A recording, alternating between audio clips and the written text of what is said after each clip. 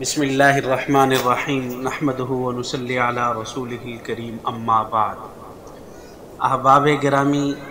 آج ہمارا یہ تخصص فی الفقہ کورس کا 28واں سبق ہے۔ 27 سبق ہم اس سے پہلے پڑھ چکے ہیں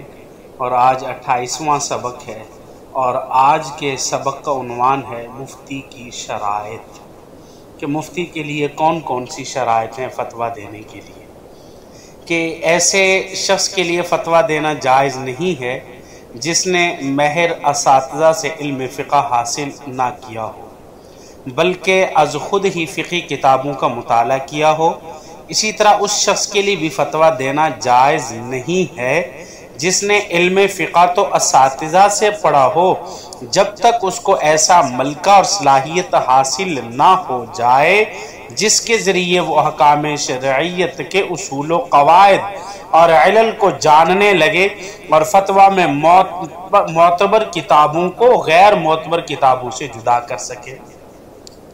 اور اسی کے ساتھ علامہ ابن عابدین علیہ رحمہ نے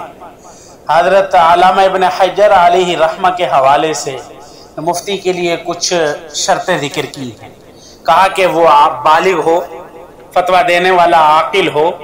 عالم ہو، تجربہ کار ہو، عادل ہو، اور علماء کا اس پر اعتماد بھی ہو، علماء کا اس پر اعتماد کرنا بھی ہو۔ مثلا عاقل اور بالغ ہونا، عاقل اور بلوغت، یہ تو ان عمومی صفات میں سے ہیں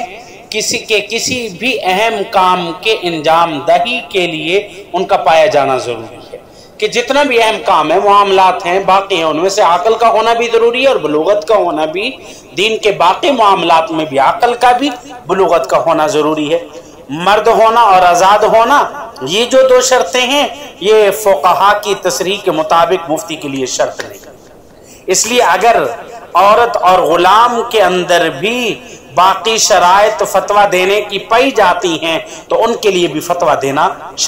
جائز ہے۔ جیسے کہ تاریخ اسلام میں بہت سے غلام افتاء کے منصب پر فائز ہوئے۔ مثال کے طور پر عطا بن ابی رباح علیہ رحمہ ہیں، غلام تھے لیکن بڑے فقیہ تھے، اور خواتین میں ایسے ہی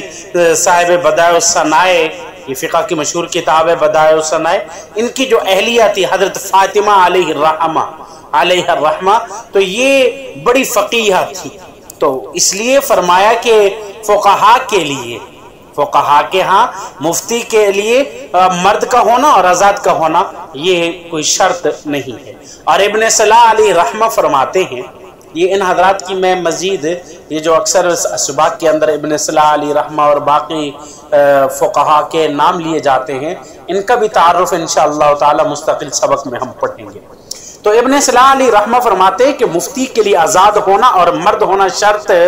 نہیں ہے، جیسا کہ راوی حدیث میں یہ شرط نہیں ہے، اور مناسب یہ ہے کہ مفتی بھی ان باتوں میں راوی حدیث کی طرح ہو کہ فتویٰ دینے میں رشتہ داری یا دشمنی یا کسی نفع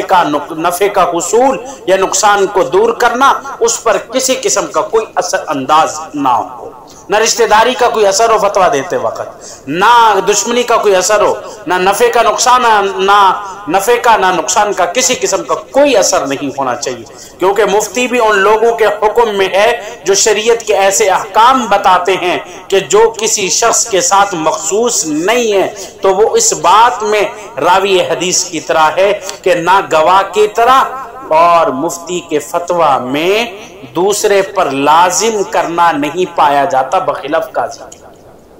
کہ مفتی فتویٰ بتانے کا ذمہ دار ہے، باقی کسی کو لازم قرار دینا یہ مفتی کا کام نہیں ہے، اور لازم قرار دینا یہ تو قاضی کا کام ہے، جج کا کام ہے کہ جج جب اپنا فیصلہ سنائے گا تو اس کے اندر وہ بات یہ کرے گا۔ تو آگے ابن صلاح علیہ رحمہ نے جو بات ذکر کی ہے وہ یہ ہے کہ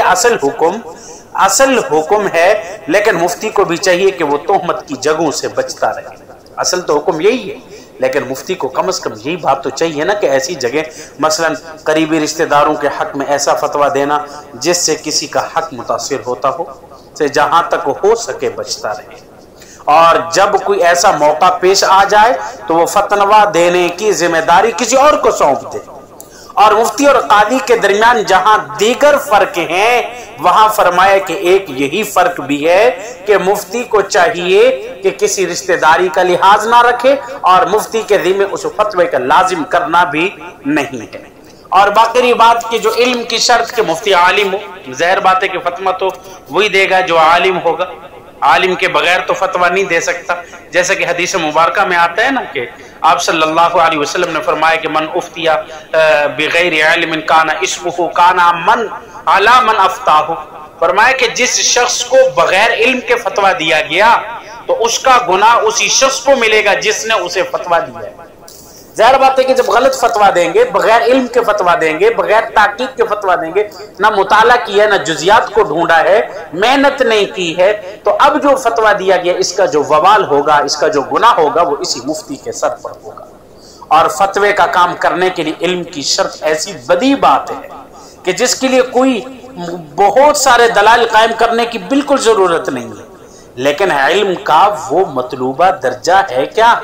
جس سے انسان فتوے دینے کا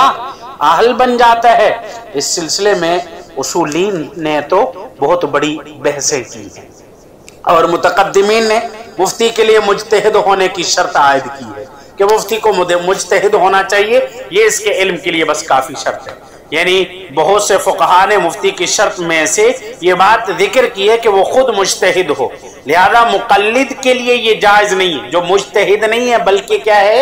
مقلد ہے، تقلید کرنے والا ہے، لہذا مقلد کے لیے یہ جائز نہیں ہے کہ وہ دوسروں کو فتویٰ دے، اس کے لیے صرف اپنی ذات کی حد تک تقلید کے طور پر عمل کرنا جائز ہے۔ حافظ ابن صلاح علیہ رحمہ نے ماورا النہر میں شافعیہ کے امام حلیمی علیہ الرحمہ اور کتاب بحر المذہب کے مصنف قاضی ابو المحاسن رویانی علیہ الرحمہ اور دیگر حضرات سے ایک بات نقل کرتے ہیں کہ مقلد کے لیے اس مسئلے میں جس میں وہ تقلید کر رہا ہے فتویٰ دینا جائز نہیں ہے۔ تو یہ چند باتیں تھیں جو مفتی کے شرائط کے متعلق تھی، وہ میں نے آپ حضرات کے سامنے رکھ دی ہیں۔ اللہ رب العزت ہمیں عمل کرنے کی توفیق عطا فرمائے۔ وآخر دعوانا الحمدللہ رب العالمین۔